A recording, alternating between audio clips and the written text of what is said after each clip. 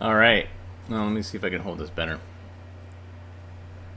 Um, Welcome to the lunchtime streaming show, AV Geeks.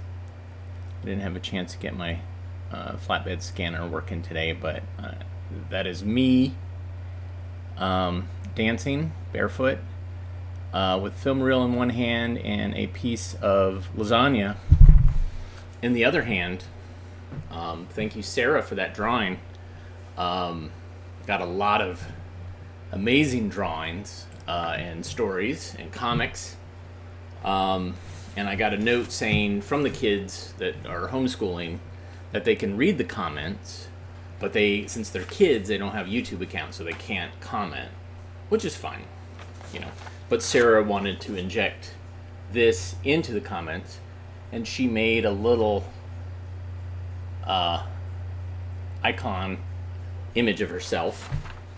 The kids have also been paying attention. Peter did a drawing of Sean Moore.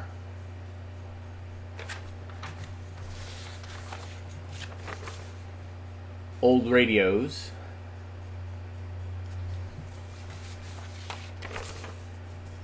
And Taryn Tots. So, it's not just me. It's all you guys. So, it's very exciting. Very, very, very, very exciting. They have identified that one of my favorite foods is lasagna, so of course they made a Lasagna Geeks banner that I'll put up over there. And then of course they made their own AV Geeks banner where they match the colors. There'll be more from that, including a story that they wrote. Really just floored me how phenomenal that was. So thank you, kids, Peter, Sarah, Athena, and we're not sure if that's really her name, and Steven. I think I got them all. Hold on. There's a lot of them. There's like 4 of them. Anyways, we're here to watch old 16mm films. That last film was from the Mogul Brothers collection via the Oregon Archive.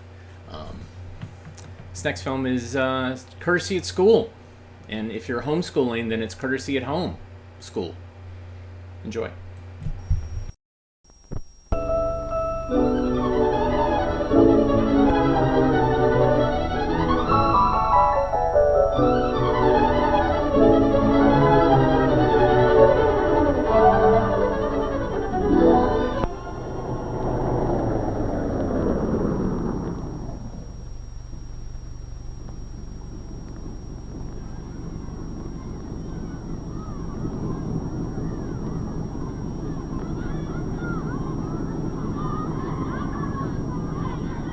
It's easy to recognize Curtis when you see it.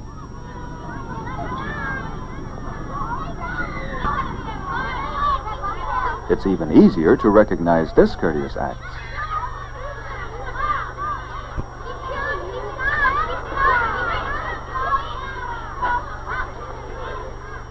Jerry didn't mean to hurt anyone. He was just in a hurry. He didn't think of anything except what he was trying to do. Get to the ball field first. He didn't think of anything else or anyone else. That's why he was discourteous. Courtesy means thinking about other people and showing that you think about them too. And courtesy is what Jerry's class talked about that morning. They talked about what courtesy means. Some thought courtesy was like kindness, and others said it was just thoughtfulness.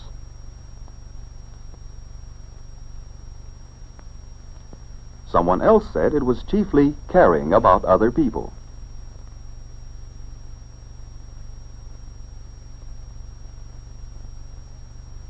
All Jerry's classmates thought courtesy makes a school more fun. And while they went about their work, Jerry thought about courtesy, about how many school rules are based on courtesy. Getting off the school bus in an orderly fashion is important to safety, of course, but it's also courtesy. It's thinking about other people. Being careful of playground areas, not interfering with others' games, the ground rules. They're also courtesy. Being courteous doesn't interfere with fun. It means more fun. When boys can get a game started quickly, everyone gets to play. Everyone has more fun. Taking turns, following rules, thinking about others, all are a part of courtesy. In the halls, where there are so many of us, we have to be especially careful about courtesy. But because most of us are courteous, we're able to move about, get to our rooms, and not have much trouble at all. In our cafeteria, you can see many examples of courtesy. We take turns. The line is orderly. We go to the tables carefully, and you can always count on someone helping you with your chair. Yes, in our school, you can find courtesy anywhere you look. You can see courtesy helping us enjoy ourselves. When we go to the auditorium, courtesy has a great deal to do with how much we enjoy the program. Listening quietly is a part of courtesy.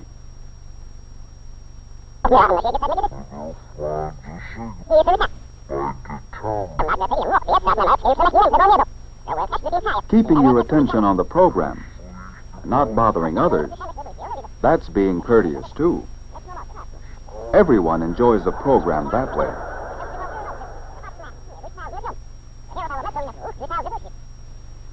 When the end of the program comes, it's courteous to applaud. Clapping your hands is a courteous way of showing that you enjoy the program. When the time comes to leave, it's courteous to wait to talk about the program until you get back to your room. Here it's fun to talk about what you saw, how much you enjoyed it, how funny something was. Even though you're having fun, you take turns speaking. When one is speaking, the rest listen. This is courtesy. It's thinking about others, and it helps all of us. We are courteous and listen, even when one of us has a hard time saying just what he means. Courtesies like these help us all the time. They help us when we're working together in the classroom. Sometimes one of us is doing a problem, and we make a silly mistake, as Joe is doing. He isn't changing the inches to feet in his answer. We don't laugh and make fun of him. Instead, we help him. We get the answer we need, and Joe feels good. That's what courtesy does. It helps us work together. It helps us make friends and keep friends. It helps us to act grown up. And it's based on thinking of others. At least that's what Jerry has decided. He's been thinking hard about courtesy this morning. You remember why. Remember how he forgot about everyone else and thought only of what he wanted? Remember how discourteous he was? Well, he's been trying to think of reminders for himself. Ways to help him remember to think of others. Courtesy begins early. Jerry drew this to remind himself to start the day thinking about others. It shows him leaving home in the morning for school. Courtesy begins early. Jerry must remember to leave home on time so he can meet his friend Jim. They can walk together to the bus stop. That's the way with courtesy. You have more fun, more friends.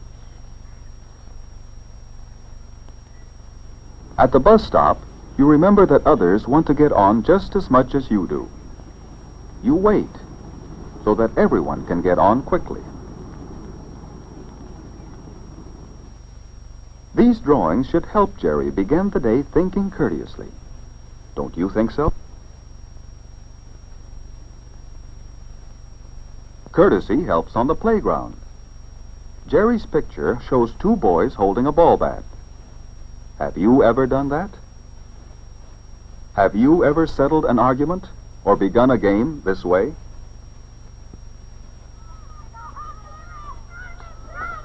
If you accept the results, the game can be started quickly. Courtesy helps on the playground, all the time.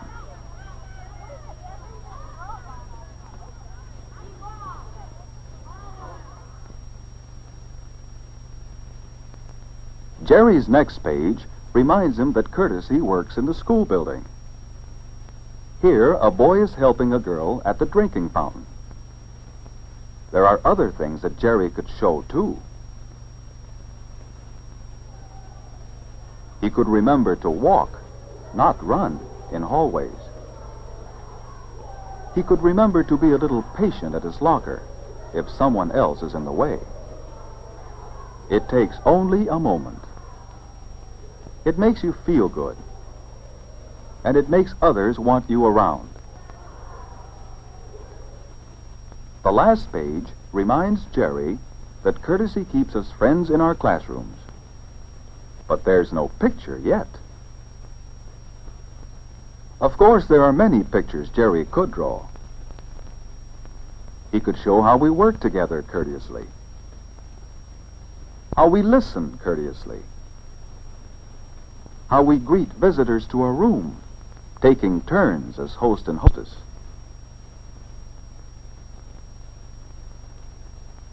Yes, there are many examples of courtesy in our classroom for Jerry to choose from. But instead of watching to see what he does, why don't you tell about one way courtesy helps in your classroom? It will help you to remember how important courtesy is in school.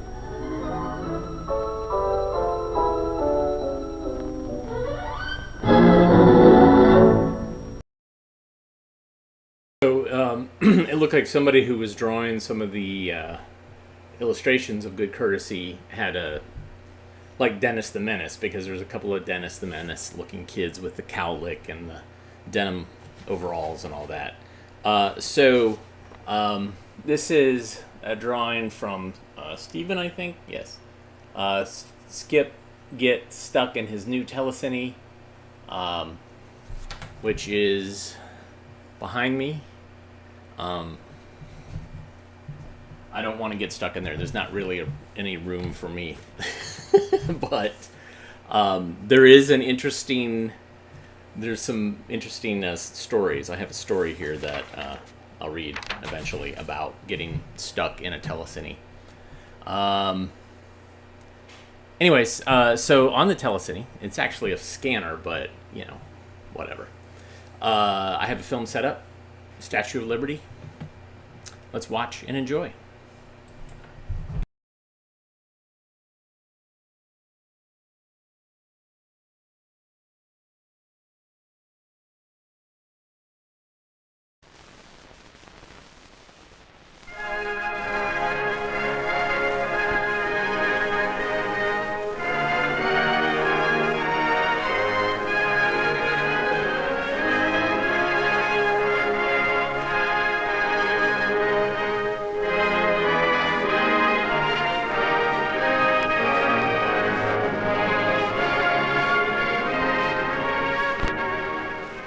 Today I gave my son a souvenir, a very important keepsake.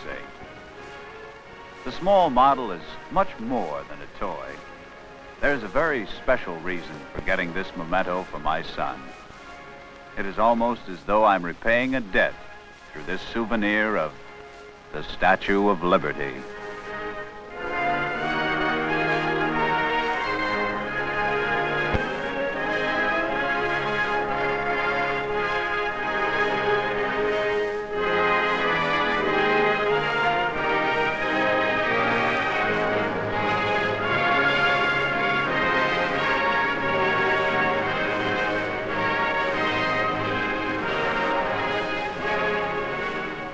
Yes, today is a pilgrimage, a sentimental journey to see again the Lady with the Torch.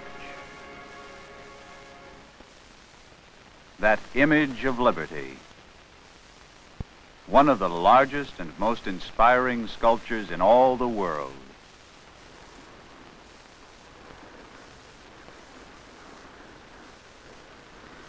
For it was here in New York Harbor, 33 years ago, that I first saw the Statue of Liberty. I was just a lad of 7, an immigrant coming to the United States. And like thousands of hopeful immigrants before and after, I was thrilled by the sight of the great lady, this goddess of liberty, this symbol of freedom. I told myself that someday I'd come back and visit the wonderful statue that welcomed me to the land of opportunity.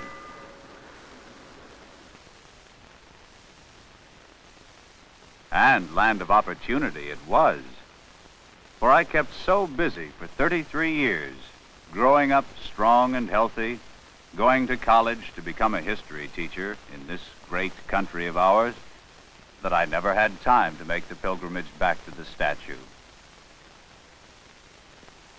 That is, until today, of course. And now, my son is with me, the same age as when I first saw the great lady, whose torch, reaching more than 300 feet into the sky, lights the way to liberty and freedom, who proudly holds the tablet representing the Declaration of Independence, emphasizing that all men are created equal, at whose feet the shackles of tyranny are symbolically broken. One must not forget that the most famous statue in history was once an immigrant herself, as my son soon learns when we go inside. With her tradition of freedom, France had helped the United States to attain her independence in the Revolutionary War. A French writer, Edouard de Laboulaye, suggested in 1865 that a monument be built in the United States, a gift from the people of France, to commemorate the birth of America's independence. This Statue of Liberty, enlightening the world, commemorates the alliance of the two nations in achieving the independence of the United States of America, and attests to their abiding friendship. Signed, Auguste Bartholdi, sculptor. It was this French artist who envisioned and made the first rough sketches of this famous creation as he came into New York Harbor in 1872.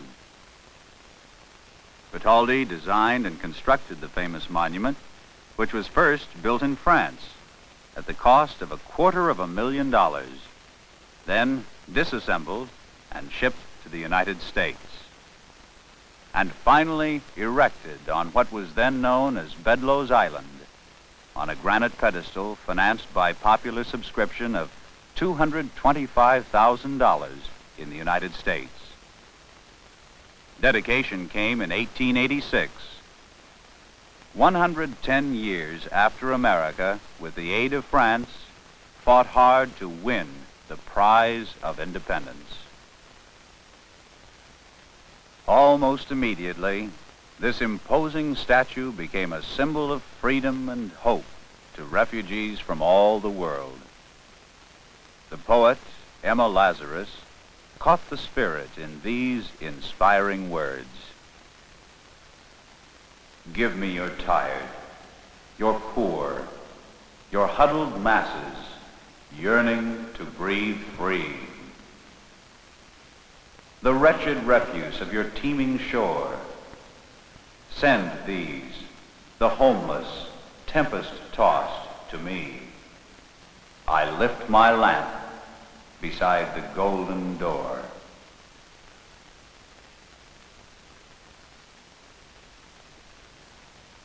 Now we're going to go up through the granite pedestal so we can go into the statue. The elevator is taking us about 90 feet to the foot of the statue itself.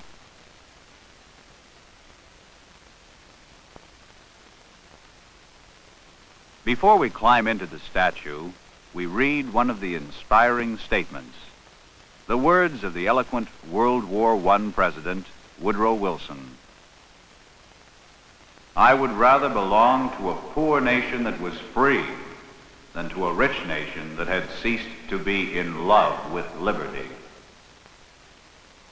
Yes, and because of what we have seen today, my son and I can more deeply appreciate the importance of liberty.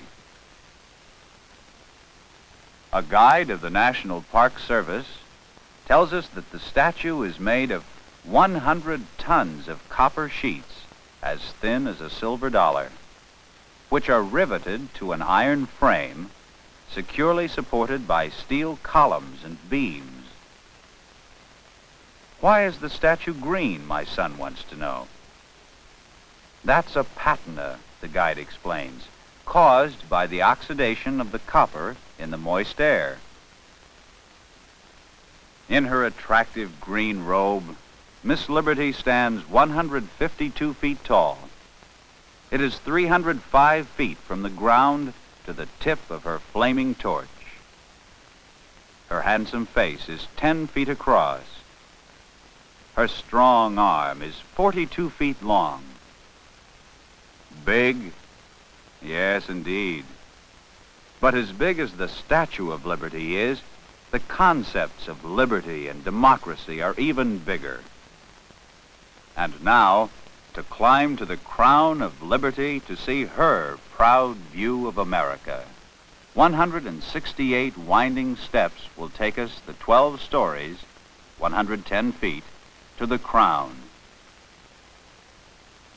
As we climb, tourists from our 50 states and from all over the world are coming to Battery Park at the tip of New York's Manhattan Island to get aboard the little white ferries which run on regular, frequent schedules for the 20-minute trip through New York Harbor to the island. According to polls taken in New York City, the Statue of Liberty is the #1 attraction for visitors for many years. Holiday crowds sometimes run to more than 10,000 persons. In number of visitors, the statue rivals the Tower of London and the Eiffel Tower, even though those two sites can be reached without a ferry ride.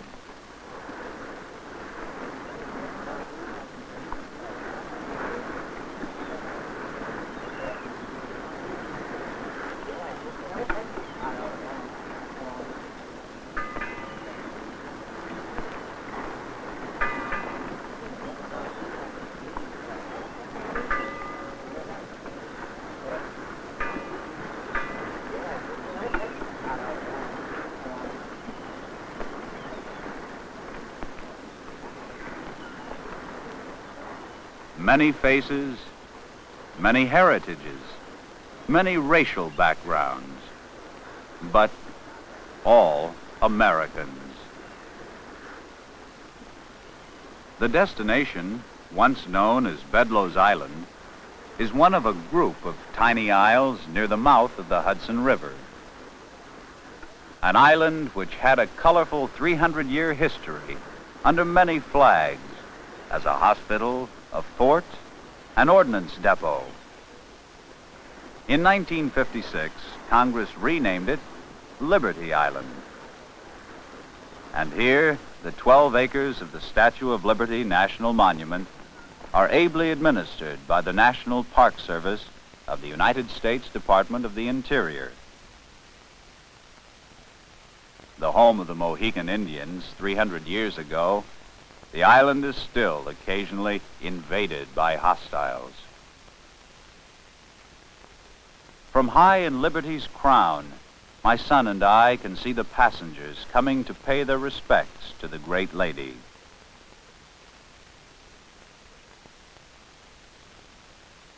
This is where we are, high above New York's busy harbor.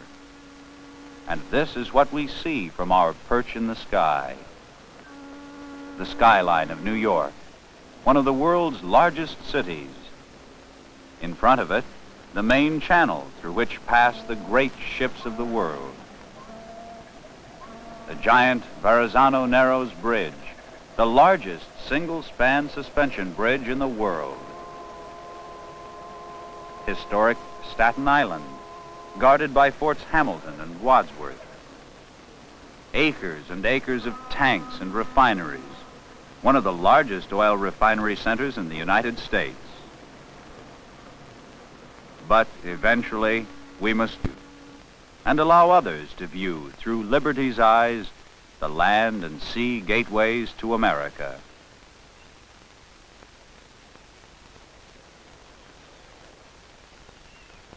On our way to the boat, we pass the administration building of the National Park Service, whose smartly uniformed personnel are the guardians of Miss Liberty.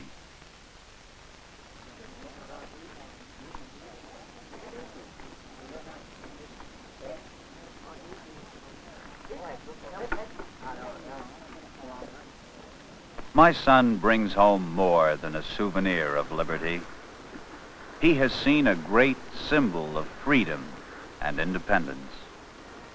As a history teacher, as his father, I hope the statue will remain in his memory, strengthen his efforts in the years ahead as a responsible citizen in our democratic land. And when my son is safe in bed tonight, protected not only by his family, but also by a country and a way of life that are strong and free because of our liberty and great democratic traditions, the statue will be alive with light, her torch aglow, sending out beams that surely reach the most distant corners of the earth. Beams of light, beams of hope to all men everywhere who love freedom and liberty.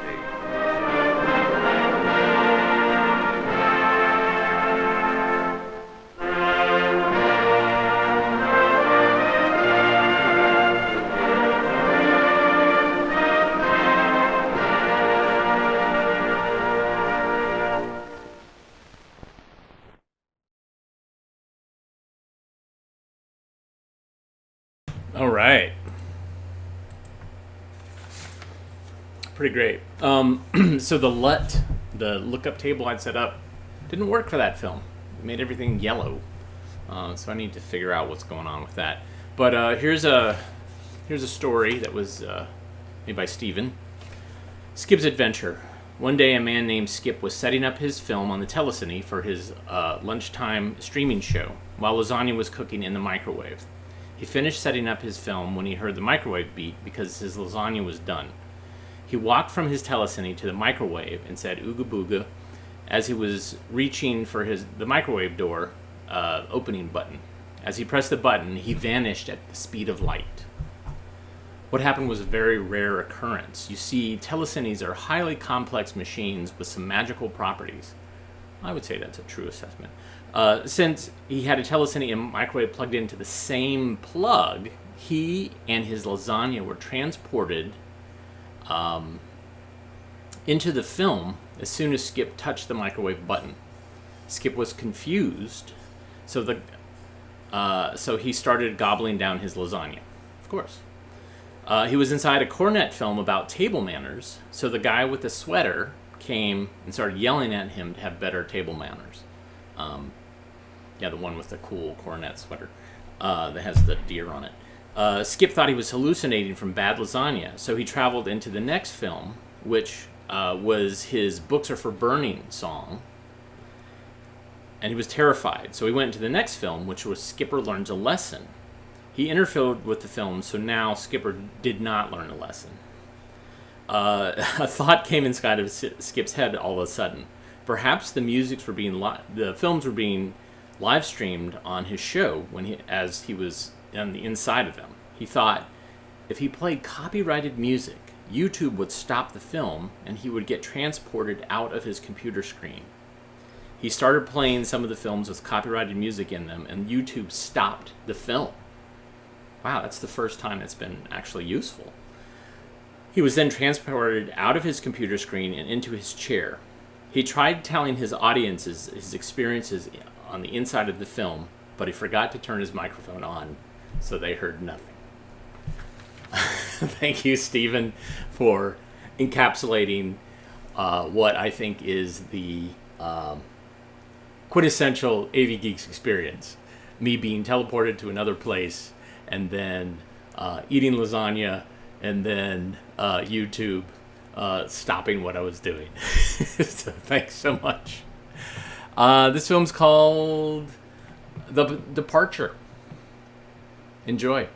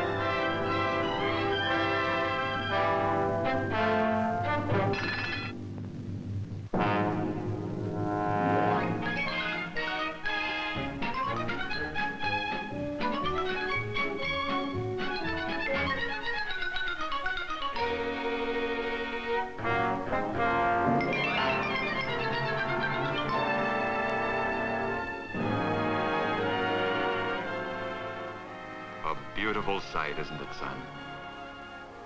And as long as that ship is in your vision, she's yours to command. Proudly you direct her course as part of a great tradition, the Merchant Marine, as part of a vast fleet sailing under a proud house flag. 41 vessels, over 70,000 miles of sea lanes, more than 50 ports of call.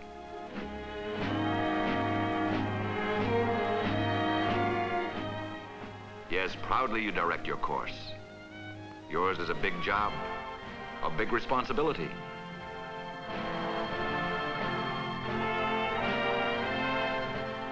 But sailing with you is a staff and crew experienced and dependable, the finest in the Merchant Marine.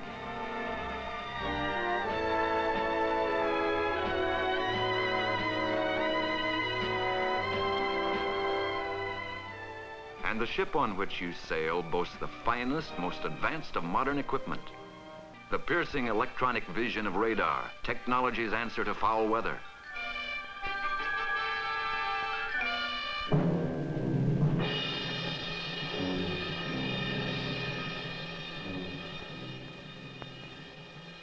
The effortless, constant propulsion generated by modern steam turbines at your command. Power to drive the great propellers that furrow the oceans of the world.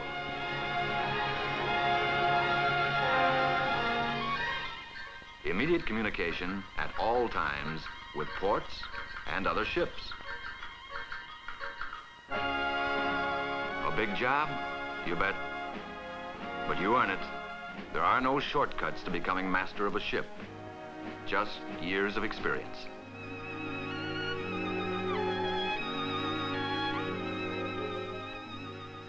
Yes, proudly you direct her course. But now she's out of sight. Your voyage is over until another ship, another day. Perhaps tomorrow.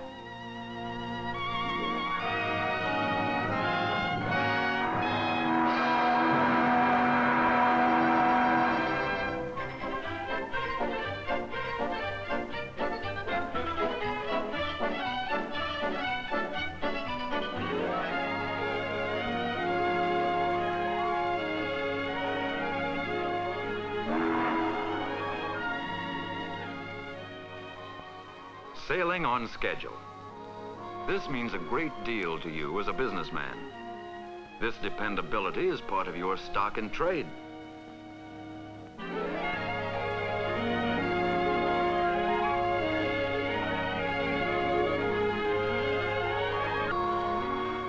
But clockwise schedules are only one reason for your feeling of assurance.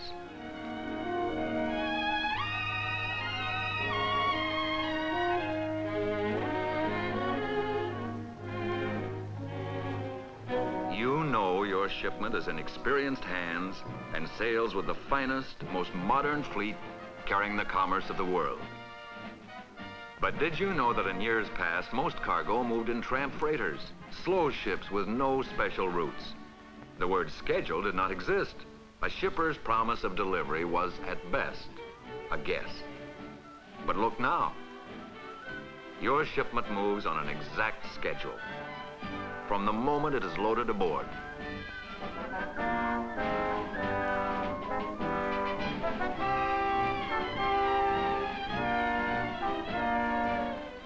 Each shipment is stowed in its proper place according to the cargo master plan, minutely worked out by experts for each voyage. This precise planning means your shipment has its appointed place. Expert shipboard handling and supervision guarantees kid-glove treatment of all cargo. Many are small shipments.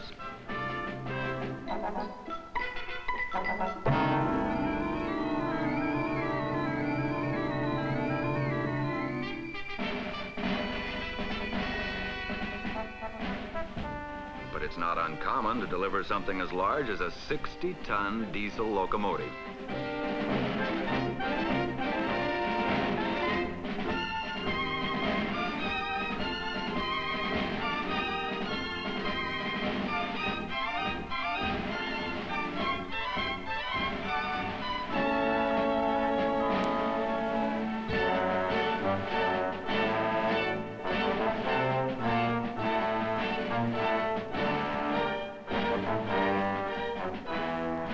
If your consignment should be perishables, special reefers are provided for refrigerated cargo, keeping shipments market fresh to distant ports of call.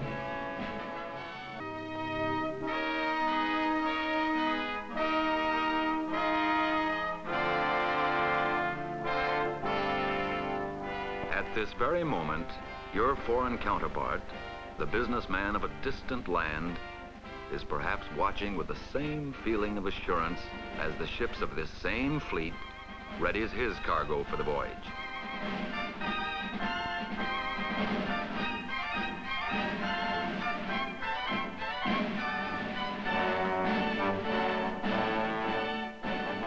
He too knows that his shipment will arrive at the appointed time on schedule, and be discharged with the same careful and experienced handling.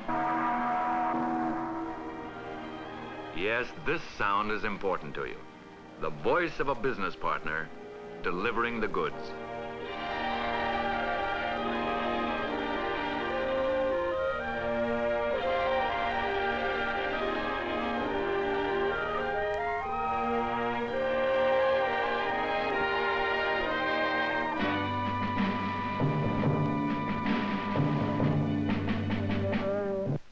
A wartime friend in civvies. Right, Skipper? As a veteran serviceman, you appreciate the part the Merchant Marine has played when called to the colors.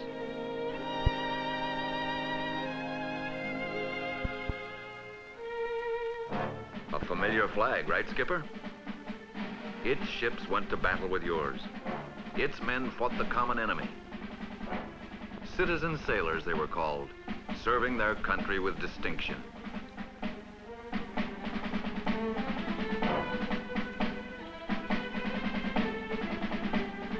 Whenever the American Merchant Marine has shared in the defense of our country, it has always conducted itself in the highest American tradition.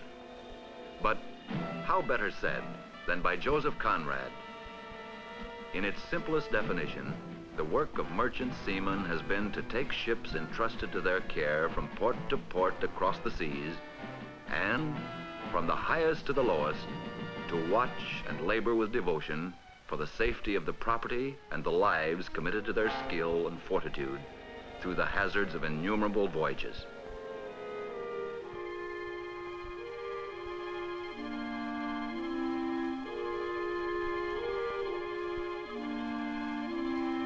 Yes, Skipper, you know. You know what they mean when they say our Merchant Marine is the fourth arm of our national defense.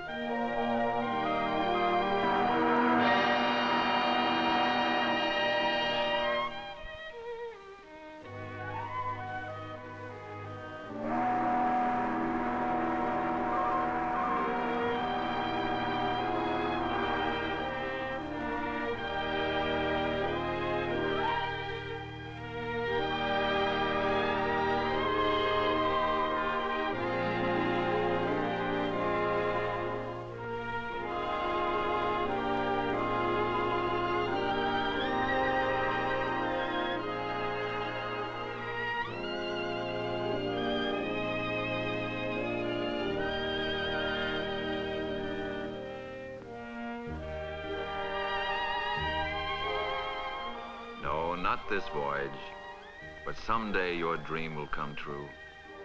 You will be sailing, and others will be watching as your ship seeks open water. Imagine yourselves in the finest hotel, surrounded by comfort, service, luxury. Imagine this hotel gliding across the 7 seas. Ahead are wide horizons, the horizons of the world. Even as the great ship gathers cruising speed, you're experiencing first delights. Newfound friends, excited conversation about things to come, new things to see, to do. And throughout the trip, the smartness and attention of a luxurious hotel.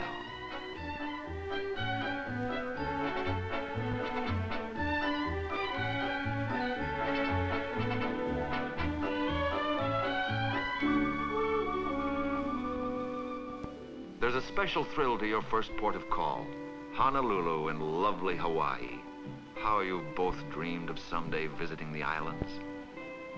And now you're here. Your ship awaits as you see sights that until now have existed only in travel folders.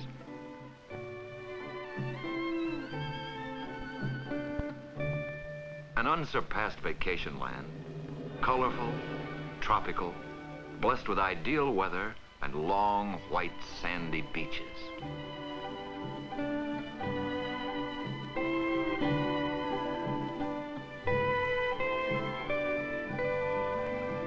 The clear surf surrounding the islands is ideal for water sports, swimming, outriggers, and exciting rides on surfboards.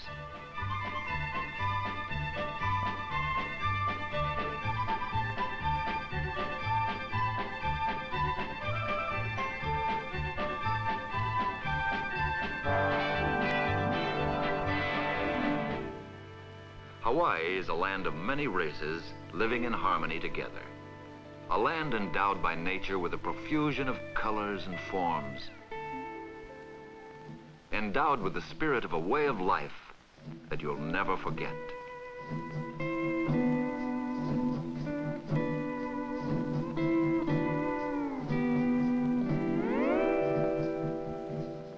But the dream has only started, and your luxurious ship takes to the sea again. The warm waters of the tropics slide quietly by, mile after mile. Days are lazier. You're more relaxed, but soon there'll be the excitement of your next port of call. So often you talk together of Japan, and then you're there, in this fascinating land of contrasts, beauty, tradition, the very old with the very new. Modern cities of striking architecture, bustling traffic, and at night, the busy, bright ballet of neons.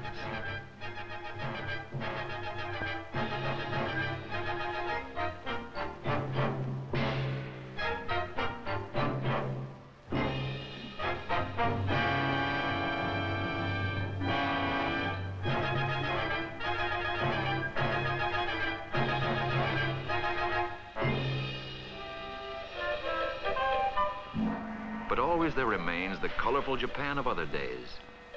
Perhaps this is what you will best remember.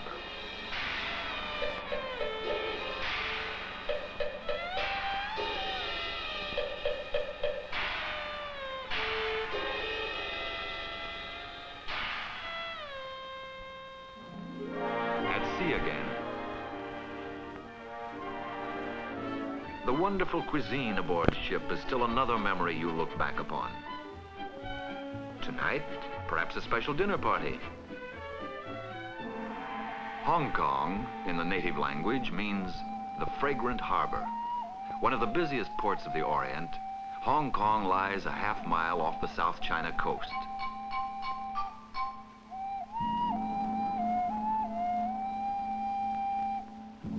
You'll find Hong Kong to be delightfully cosmopolitan, a mixture of Cantonese, Europeans, and Americans. The city abounds in age-old ladder streets, shops and markets filled with treasures,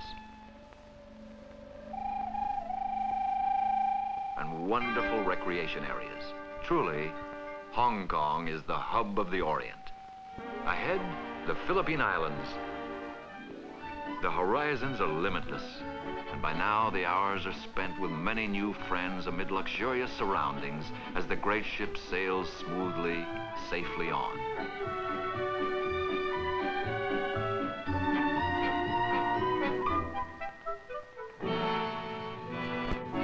The moment you arrive in Manila, you feel welcome.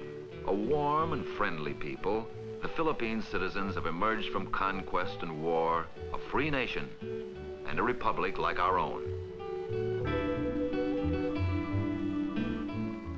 They're proud of their country and want you to see it.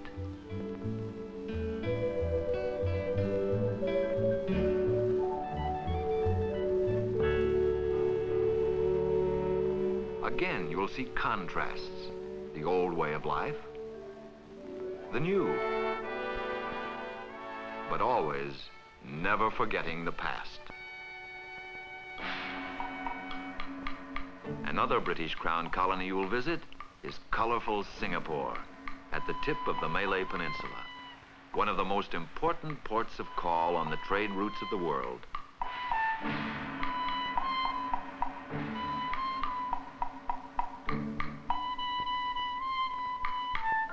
The shops of Singapore are famed for their lacquerware, cloisonne,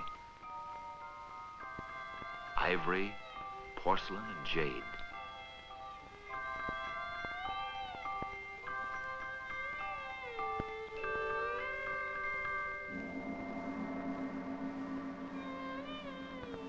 Penang, farther up the Malay Peninsula, is a principal port of call for the rubber and tin industries of Malaya.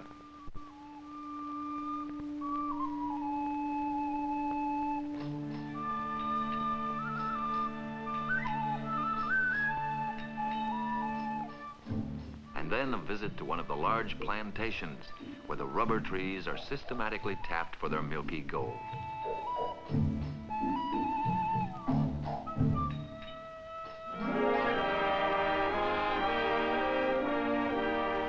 At sea again, and once more, sailing secure, with the knowledge that your course is plotted by expert navigation using the most modern equipment and navigational aids. You're at ease, knowing your safety and comfort come first. Your great ship follows blue skies and calm seas so that you may relax, play, and enjoy the voyage to the fullest. Siam, or Thailand, and its uniquely interesting capital, Bangkok. Bangkok is a mosaic of canals, temples, and sculpture. And, of course, the famous dancers of Siam.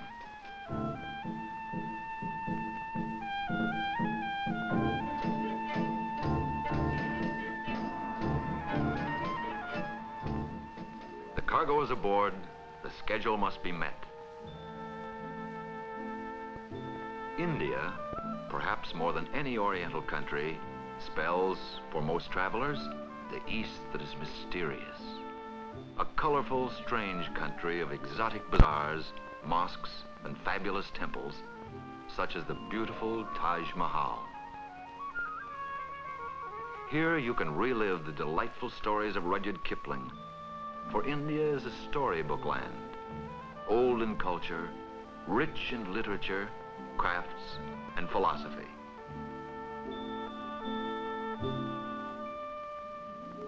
At sea again, with time to rest and relax.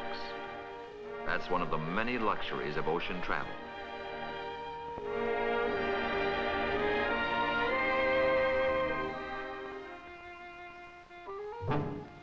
Egypt, the fabled Nile River, whose banks have witnessed the passing of civilization after civilization, each of which has left its monuments for you to gaze at in wonder and admiration.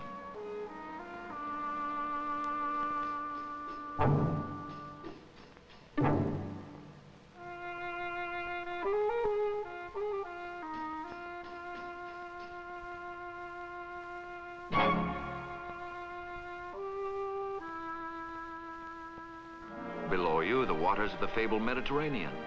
Ahead, Italy, one of the most interesting countries of all Europe. Among the many interesting side trips is Pompeii. You stand in the ruins of a civilization almost 2,000 years old.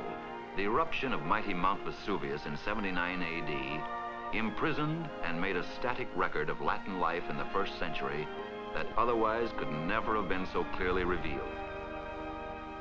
The eternal city of Rome, and again you stand before a monument of the past, the mighty Colosseum, the most famous amphitheater in the world. It was here the gladiators clashed in furious combat, and the early Christian martyrs met their fate.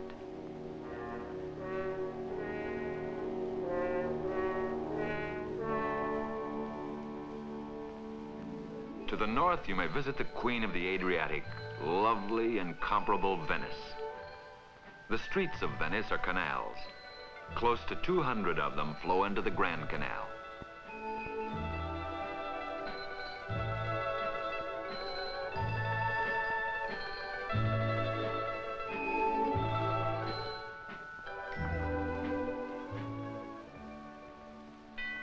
The beautifully ornate Cathedral of St. Mark's is here, dominating St. Mark's Square. An example of the Byzantine influence on Venetian architecture with mosaics of solid gold inlay.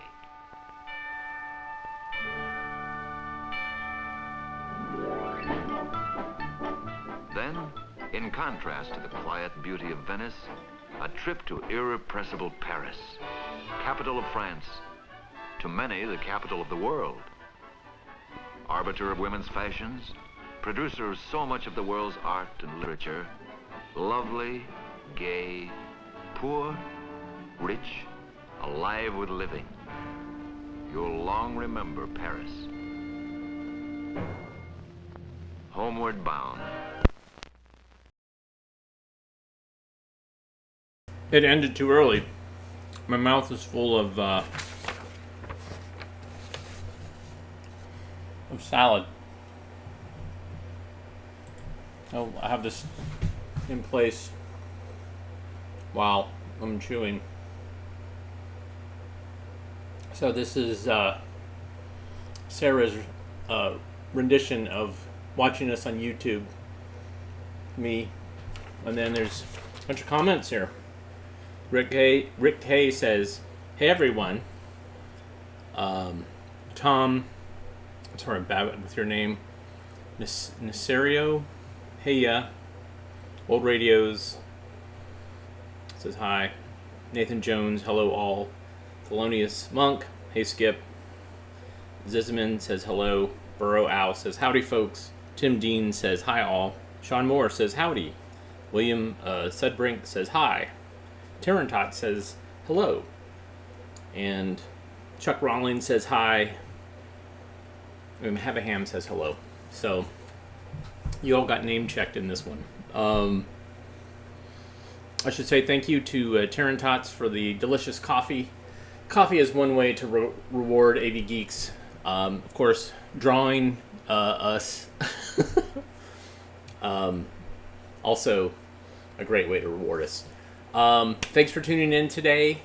We'll see you again tomorrow. Tomorrow's Wednesday. So, and if you have a primary today, go vote. Do it. Pick the good candidates. Leave the bad candidates, the loud, obnoxious ones in the dust. We don't have any time for that. Courtesy at the polls. Everybody take care. Have a great rest of your day, and we'll talk to you soon.